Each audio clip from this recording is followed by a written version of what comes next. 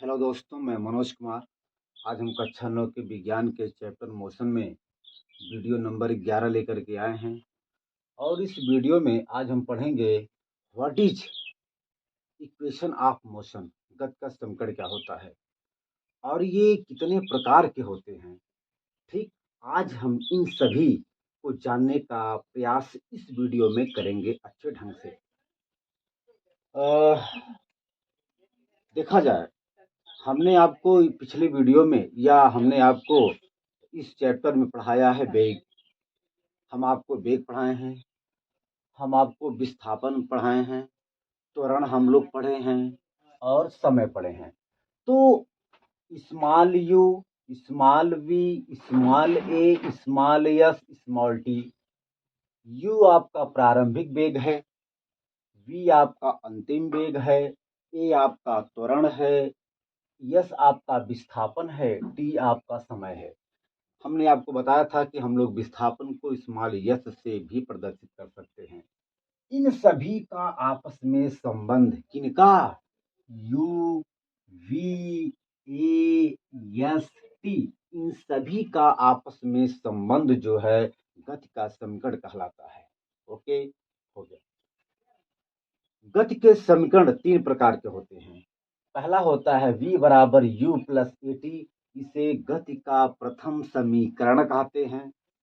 दूसरा होता है यस बराबर U T plus half A T square, इसे गति का द्वितीय समीकरण कहते हैं।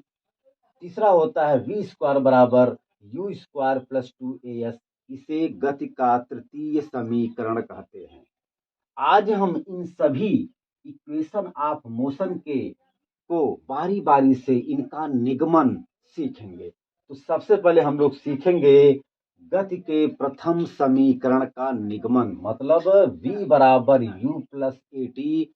ये कहाँ से आया है, कैसे आता है, इसको आज हम लोग नई ऊर्जा के साथ, नई एनर्जी के साथ सीखने का प्रयास करेंगे इस वीडियो में। ओके, तो देखा जाए बेटा, इसको आप नोट करिए।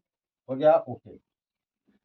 आज हम बहुत ही अच्छे ढंग से इस वीडियो में सीखेंगे कि गति के समीकरण का डेरिवेशन हम लोग डेराइव्ड कैसे करते हैं, है ना। तो देखा जाए, तो पहले हम लोग हेडिंग डालेंगे, है ना। गति के प्रथम समीकरण का निगमन, गति के प्रथम समीकरण का निगमन, derivation of first equation of motion. देखा जाए,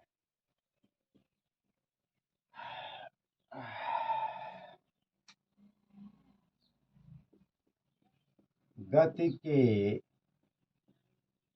प्रथम समीकरण, गति के प्रथम समीकरण का निगमन। देखा जाए इसके लिए मान लीजिए कि अच्छा, ये समीकरण होता है v बराबर u प्लस ए टी। यही इक्वेशन हमको लाना है डिराइव्ड करके, निगमन करके। यह बेटा कहलाता है गति का प्रथम समीकरण। ये मान लीजिए आपका, ये हम मान लेते हैं कि x अक्ष है, x एक्सिस है, ये y एक्सिस है, y अक्ष है। x अक्ष और y अक्ष जहां आपस में काटते हैं उसको कहा जाता है मूल बिंदु, और मूल बिंदु को लिखा जाता है जीरो से। ये आपका जीरो हो गया, है ना। तो इसको लिखने से पहले हम लोग थोड़ा सा यहाँ लिखेंगे, माना माना एक मिनट बेटा, इसको लिखने से पहले हम लोग मानेंगे एक चीज। यहाँ हम लोग मानेंगे, मान लिया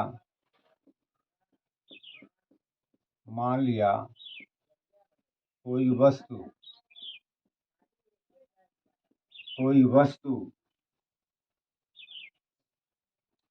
एक मिनट, मान लिया किसी वस्तु का प्रारंभिक वेग स्मॉल u है तथा यह वस्तु एक समान त्वरित गति कर रहा है यह वस्तु यस विस्थापन तय करने के बाद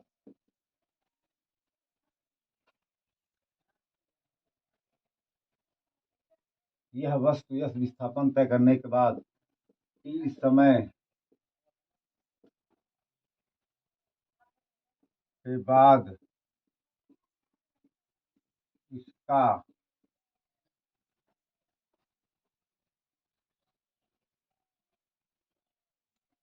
के बाद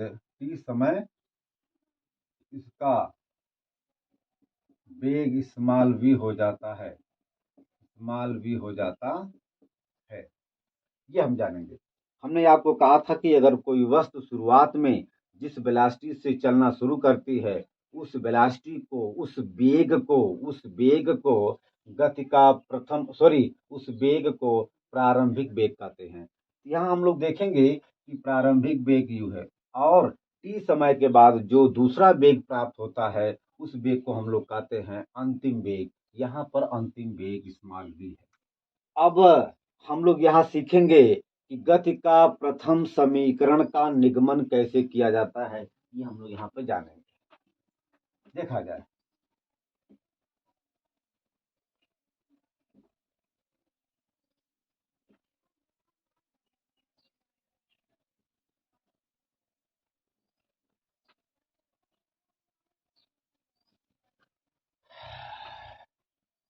ये एक हम लोग ग्राफ खींचेंगे। ये ग्राफ हो गया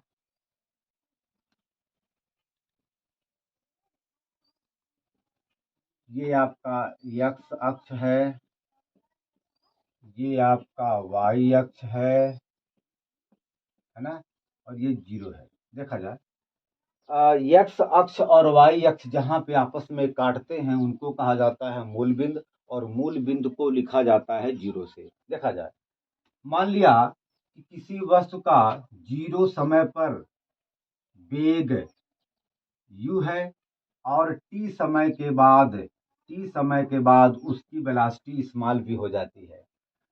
तो मान लीजिए 0 समय पर किसी वस्तु की वेलोसिटी u थी और t सेकंड के बाद उसकी वेलोसिटी स्मॉल v हो जाती है। तो ये मान लीजिए आपका स्मॉल v हो गया। तो यहाँ से हम लोग t के लिए जब मिलाएंगे, ये देखिए, है ना।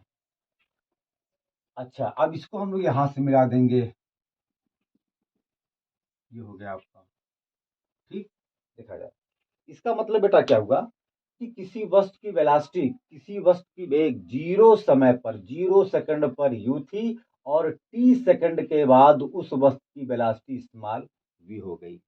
अगर हम लोग v को यहाँ से मिला दें और फिर इसको यहाँ से मिला दें, मान लेते हैं कि यह बिंदु A है, तो हम लोग देखते हैं कि वेग और समय, ये वेग है ना, ये आपका वेग है, इसके समांतर ये है, ये वेग और ये समय के बीच एक क्षेत्रफल घिर जाता है, फिलहाल हम इस क्षेत्रफल की बात अभी नहीं करेंगे। इस क्षेत्रफल की बात हम करेंगे जब हम गति का द्वितीय और गति का तृतीय समीकरण का निगमन करेंगे, तब वहां पर इस क्षेत्रफल की बात आती है।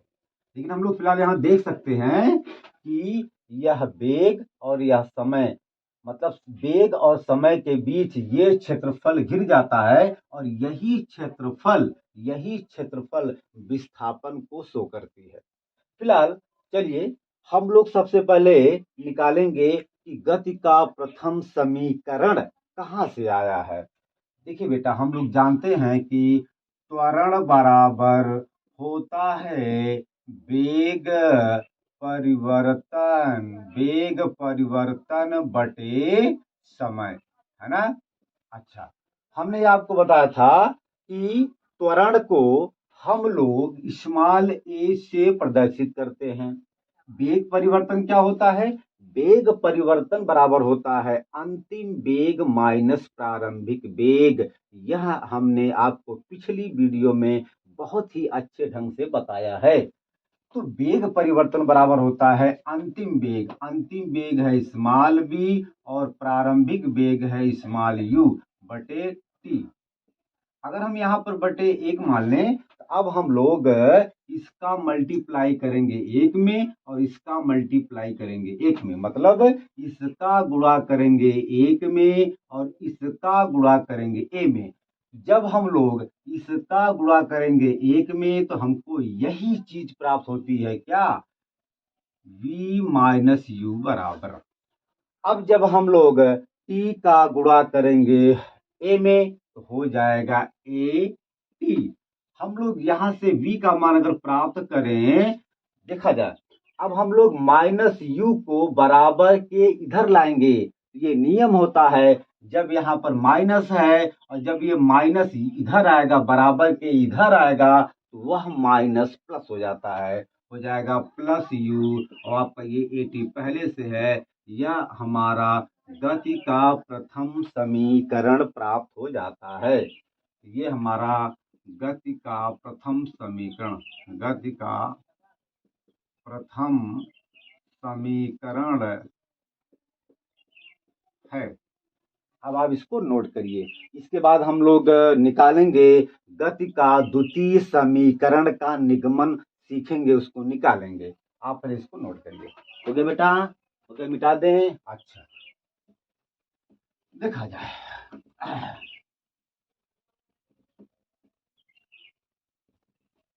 ये आपका यक्स अक्ष है। अच्छा, अभी हमने आपसे बताया कि वेग और समय के बीच जो घिरा क्षेत्रफल होता है वह वस्तु के द्वारा तय किया गया विस्थापन होता है। मतलब क्या हुआ कि यह क्षेत्रफल विस्थापन के बराबर होता है। अगर हम लोग ध्यान से देखें तो यह एक, अगर इसको हम मान लें बी, तो ए बी ओ डी मान लें, है ना। तो ए बी ओ डी या इसको सी मान लें, है ना। ए बी ओ सी यह एक समलंब चतुर्भुज है। अगर हम लोग ध्यान से देखें बेटा, यह एक समलंब चतुर्भुज है। और समलंब चतुर्भुज की पहचान क्या है? समलंब चतुर्भुज में दो भुजा आपस में समांतर होते हैं, लेकिन वे दोनों भुजाएं आपस में बराबर तो नहीं होते, लेकिन समांतर जरूर होते हैं।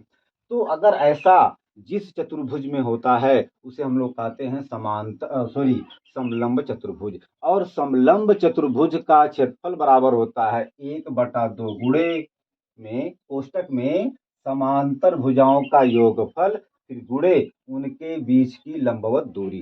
देखा जाए तो हम लोग लिख सकते हैं विस्थापन। अच्छा, अब यहाँ पर हम लोग लिखेंगे नंबर 2, गति के द्वितीय समीकरण, गति के द्वितीय समीकरण, और मतलब गति के द्वितीय समीकरण का निगमन। ये दूसरी, अब हम लोग मतलब गति के द्वितीय समीकरण का अब हम लोग निगमन सीखेंगे। हमको पता है गति का मतलब सेकंड मोशन ऑफ इक्वेशन होता है यस बराबर U T plus half A T square. ये हम लोग जानते हैं और हमें इसी को प्राप्त करना है। देखा जाए, यस विस्थापन होता है, यू प्रारंभिक वेग होता है, टी जो है समय होता है, ये आपका त्वरण है। ठीक है ना। देखा जाए, हमने आपसे बताया कि वेलोसिटी मतलब वेग और समय के बीच घिरा हुआ क्षेत्रफल यही विस्थापन कहलाता है। अब हम लोग लिख सकते हैं विस्थापन यस बराबर हो जाएगा समलंब चतुर्भुज A B O, A B O सी का क्षेत्रफल, ए बी ओ सी का क्षेत्रफल देखा जाए। समलंब चतुर्भुज का क्षेत्रफल बराबर होता है 1/2 गुणे कोष्ठक में समांतर भुजाओं का योगफल। अगर हम इसकी बात करें तो बीओ की लंबाई ओ है। अरे भाई बीओ की लंबाई यू है। बीओ की लंबाई ये देखा जाए, ये बीओ की लंबाई है और एसी की लंबाई वी है, स्मॉल वी है। ये स्मॉल वी है, स्मॉल वी है। तो अब हम आराम से देखिए होता क्या है, समलंब चतुर्भुज ए बी ओ सी का क्षेत्रफल बराबर होता है 1/2 गुणे कोष्ठक में समांतर भुजाओं का योगफल। आपका हो जाएगा बी ओ और प्लस ए सी, ये दोनों आपस में समांतर रेखाएं हैं और गुणे उनके बीच मतलब समांतर रेखाओं के बीच की लंबवत दूरी, तो लंबवत दूरी ओसी है, गुणे ओसी। अच्छा देखा जाए ओसी की लंबाई स्मॉल टी है।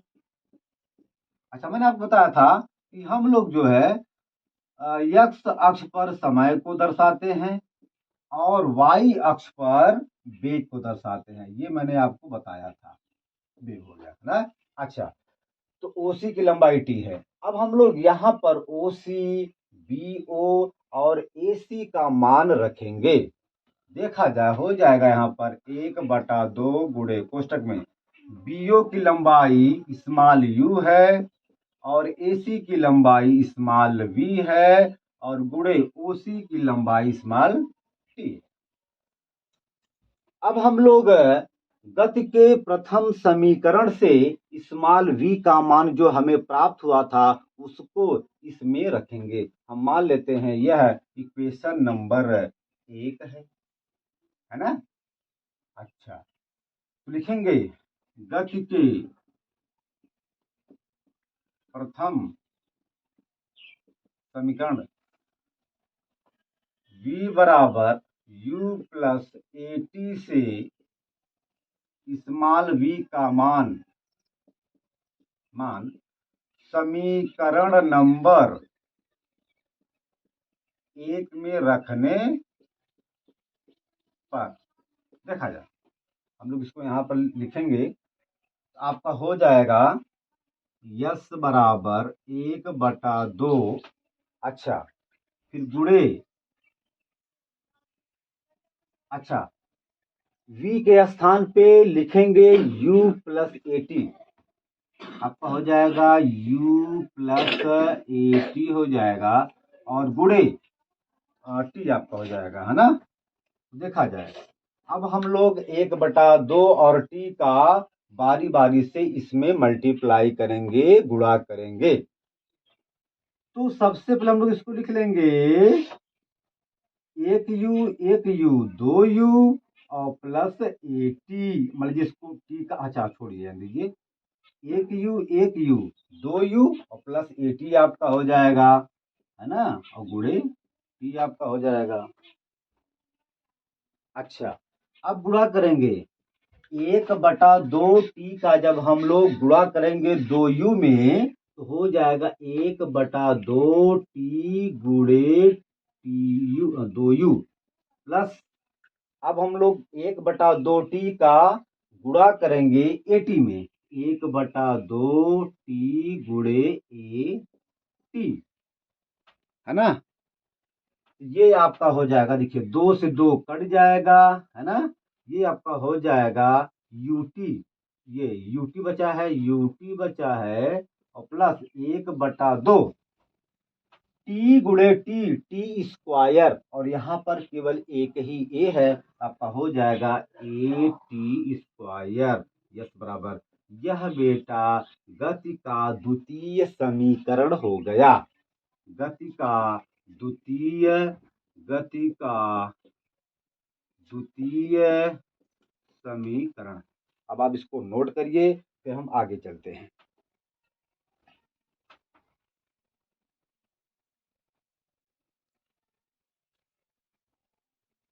हो गया बेटा, हो गया, हो गया, चलें चलें, ओके ओके।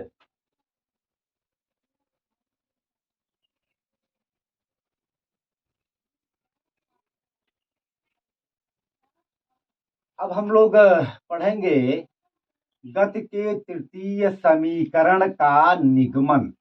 गति के तृतीय समीकरण का निगमन मतलब हम लोग इक्वेशन ऑफ थर्ड का डेरिवेशन कैसे करते हैं, कैसे हम लोग उसको निकालते हैं, ये हम लोग अब सीखेंगे इसमें। अच्छा, यहाँ हम लोग लिखेंगे, हेडिंग डालेंगे नंबर तीन तृतीय तृतीय समीकरण। और ये बेटा होता है बी स्क्वायर बराबर यू स्क्वायर प्लस 2as। यह बेटा गति का तृतीय समीकरण है और हमें इसको अब निकालना है, प्राप्त करना है, देखना है, निगमन करना है। देखा जाए, फिर वही बात हम लोग करेंगे कि वेलोसिटी और वेग, वेलोसिटी और समय के बीच जो घिरा क्षेत्रफल होता है वही विस्थापन के बराबर होता है बेटा, वही डिस्प्लेसमेंट के बराबर होता है। हम लोग यहाँ पर लिख सकते हैं विस्थापन यस बराबर हो जाएगा, है ना, विस्थापन यस बराबर हो जाएगा समलंब चतुर्भुज ए बी ओ सी का क्षेत्रफल, है ना। अगर हम लोग इस चतुर्भुज का क्षेत्रफल प्राप्त कर लें तो वही क्षेत्रफल विस्थापन मतलब डिस्प्लेसमेंट के बराबर हो जाता है। देखा जाए तो आपका हो जाएगा लिखेंगे विस्थापन यस बराबर समलंब चतुर्भुज ए बी ओ सी का क्षेत्रफल। बोलो बेटा, ठीक है ना। अच्छा, देखा जाए, हम लोग जानते हैं कि समलंब चतुर्भुज का क्षेत्रफल बराबर होता है 1/2 गुणे कोष्टक में समांतर समांतर बेटा समांतर भुजाओं का योगफल। तो बीओ और एसी ये दोनों रेखाएं समांतर हैं बेटा, समांतर हैं। हो जाएगा बीओ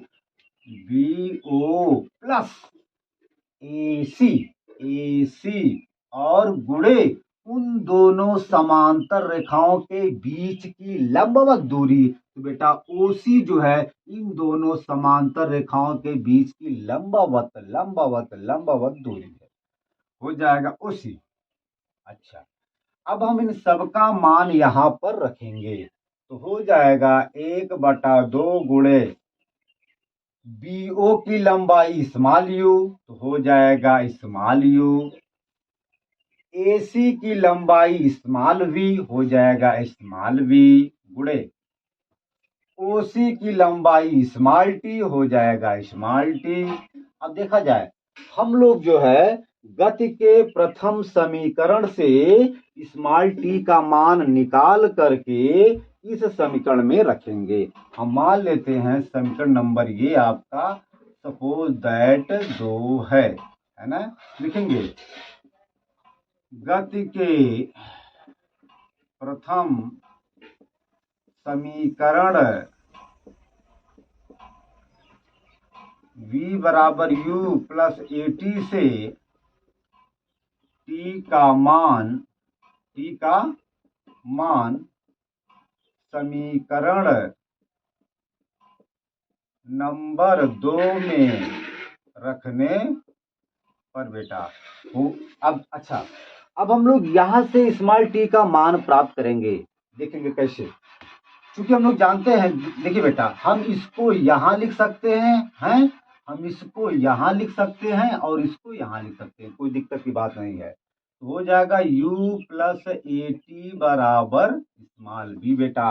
अरे यार, हमने इसको ऐसे पकड़ा और ऐसे घुमा दिया, ये यहाँ चला गया और ये यहाँ चला गया। हम लोग यहाँ से t का मान प्राप्त करेंगे। देखिए v, हम लोग u को जब यहां लेके आएंगे तो u का चिन्ह सिंबल बदल जाएगा। अगर हम लोग देखें तो यहाँ पर u का सिंबल मतलब चिन्ह प्लस है। जब हम u को यहाँ लेंगे आए मतलब बराबर के इधर लेके आएंगे तो प्लस का माइनस हो जाता है या। और देखा जाए यहाँ पर a जो है t में क्या है, गुणा है, मल्टीप्लीकेशन है। तो अगर हम जब हम a को बराबर के इधर लाएंगे तो गुणे का बटे में हो जाता है। अगर हम लोग ध्यान से यहाँ पर देखें तो a का t में क्या है, गुणा है बेटा, मल्टीप्लीकेशन है। गुणे वाली चीज जब बराबर के इधर आएगी तो बटे में हो जाती है। हम लोग t बराबर लिख सकते हैं small v minus small u upon a बेटा। अब यही हम लोग t का मान इक्वेशन नंबर 2 में पुट करेंगे, रखेंगे और हमको आसानी से गति के मतलब गति का तृतीय समीकरण प्राप्त हो जाएगा बहुत ही सरल ढंग से। पहले आप इसको नोट करिए बढ़िया से ना, तब हम जो है आगे चलते हैं। हो गया बेटा, हो गया, चले चले चले। अच्छा देखा जाए यहां हम लोग इसको लिखेंगे यस बराबर हो जाएगा। अच्छा हम लोग जैसे यहाँ पर दिया गया है u प्लस बी, तो हम लोग u प्लस बी को b प्लस u लिख सकते हैं, कोई दिक्कत की बात नहीं बेटा। जैसे मान लो हम जानते हैं कि 2 में अगर 3 जोड़ेंगे तो 5 आएगा, यदि हम 3 में 2 को जोड़ेंगे तब पर भी तो 5 आएगा। तो बेटा बात वही है, चाहे हम जो है u में प्लस b को जोड़े या v में प्लस u को जोड़े, बात वही है। तो हम लोग अपनी सुविधा के लिए हम लोग जो है u के स्थान पे v और v के स्थान पे u को लिखेंगे। चलो देखा जाए तो अब हम लोग इसको लिख सकते हैं 1/2 गुणे कर दें small v plus small u, और t का मान जब हम लोग यहां से रखेंगे तो हो जाएगा small v minus small u बटा। अच्छा अगर हम लोग ध्यान से देखें यह वर्गांतर का सूत्र होता है। होता क्या है, हम लोग जानते हैं बेटा वर्ग और अंतर। देखा जाए इस ए स्क्वायर माइनस बी स्क्वायर, इसको कहते हैं वर्गांतर। वर्ग हो और फिर अंतर बेटा, अंतर का मतलब घटाना। अगर ऐसा कहीं पर आपको मिल जाता है तो यह बराबर होता है ए प्लस बी एक कोष्टक में और अगले कोष्टक में होता है ए माइनस बी। तो अगर जहां पर ऐसा है तो हम लोग इसके स्थान पर ऐसा लिख सकते हैं। देखा जाए यहां पर small v plus small u है और फिर small v minus small u है। अगर ऐसा है कहीं पर तो हम लोग इसके स्थान पे लिख सकते हैं बेटा, लिख सकते हैं क्या, small v square minus small u square. तो हम लोग इसके स्थान पे ऐसा लिख सकते हैं according to this rule, according to this formula.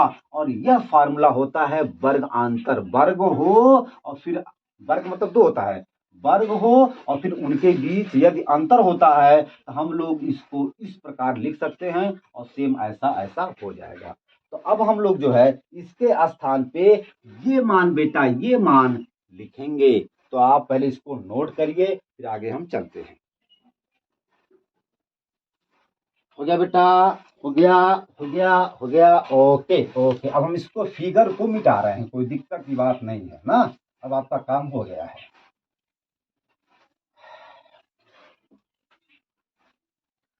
हम लोग बड़े ही सरल तरीके से प्रयास करेंगे, प्रयास करते हैं मतलब कि हमें हर चीज समझ में आ जाए, और शायद हम आपसे ये अपेक्षा करते हैं कि आपको समझ में आता होगा। तो बेटा इसके लिए आप लोग हमारे चैनल को लाइक करेंगे, सब्सक्राइब करेंगे और बेटा शेयर करेंगे और कमेंट भी करेंगे, है ना।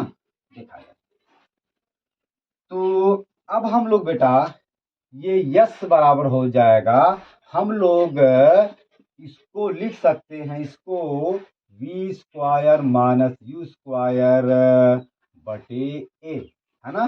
अच्छा अब हम लोग बेटा तिर्यकता करते हैं गुणा, मतलब क्या हुआ, इसको हम लोग अपने मन से बटा 1 मान सकते हैं, कोई दिक्कत की बात नहीं है। इसका मल्टीप्लीकेशन करेंगे इसमें और इसका मल्टीप्लीकेशन करेंगे इसमें, मतलब इसका गुणा करेंगे 1 में और 2a का गुणा करेंगे यस में। यस में बेटा देखा जाए, अगर हम इसका मतलब किसका v square minus u square का अगर हम मल्टीप्लीकेशन करेंगे 1 में, गुणा करेंगे 1 में, तो हमें वही सेम चीज प्राप्त होती है। तो हो जाएगा v square minus u square बराबर बेटा हो जाएगा, अगर हम 2a का मल्टीप्लीकेशन करेंगे यस में तो हो जाएगा 2a यस। अब हम लोग जो है स्मॉल v स्क्वायर को यहां रखेंगे और u स्क्वायर को बराबर के इधर लाएंगे। तो देखा जाए बेटा, यहां पर अगर हम लोग देखें अच्छे ढंग से तो u स्क्वायर का चिन्ह माइनस है, जब हम u स्क्वायर को बराबर के इधर लाएंगे तो इसका चिन्ह बदल जाता है। यहां पर बेटा माइनस है, जब ये यहां पे आएगा तो चिन्ह प्लस हो जाएगा, माइनस का प्लस में हो जाएगा, मतलब होता है, ये नियम है, ये बेटा पक्षांतर का नियम है। तो हो जाएगा u स्क्वायर, यही बेटा गति का तृतीय समीकरण है। क्या है? Third equation of motion. Third equation of motion गति का तृतीय समीकरण है। बेटा देखा जाए, यहाँ पर हमारी ये अब मोशन टॉपिक समाप्त होती है, मतलब चैप्टर हमारा समाप्त होता है। अब इसके बाद हम इस चैप्टर से संबंधित सवाल को सॉल्व करेंगे, इसके बाद तब हम लोग अगला टॉपिक चलेंगे, अगला चलेंगे चैप्टर, ठीक है ना। और हम जो है हम शुरू करेंगे सीबीएसई बोर्ड का भी, मतलब हम कक्षा 9, कक्षा 10, कक्षा 11, कक्षा 12 का सीबीएसई बोर्ड भी पढ़ाएंगे, लेकिन पहले हम लोग इसको शुरू किए हैं, थोड़ा चलेंगे, है ना। तो 2-4 महीने बाद हम उसको भी शुरू करते हैं। कक्षा 11 का भी पढ़ाएंगे, यूपी बोर्ड का भी पढ़ाएंगे, मतलब एनसीईआरटी बोर्ड भी चलेगा हमारा, है ना, सब कुछ। ये हालांकि ये क्या आपका बेटा, ये एनसीईआरटी बोर्ड ही है, ये आपका एनसीईआरटी बोर्ड है। तो हम लोग एनसीईआरटी बोर्ड को तो पढ़ रहे हैं, इसके बाद हम लोग 4-6 महीने बाद जो है सीबीएसई बोर्ड मतलब इंग्लिश मीडियम का भी हम लोग पढ़ेंगे, सब पढ़ेंगे, 9 का, 10 का, 11 का, 12 का, ओके। और मैथमेटिक्स भी पढ़ेंगे, केमिस्ट्री भी पढ़ेंगे, यहाँ तक कि हम लोग अंग्रेजी में ग्रामर भी पढ़ेंगे। हम अंग्रेजी का आपको ग्रामर बताएंगे, सारे ग्रामर हम बिल्कुल आसान तरीके से बताएंगे। ओके, धन्यवाद।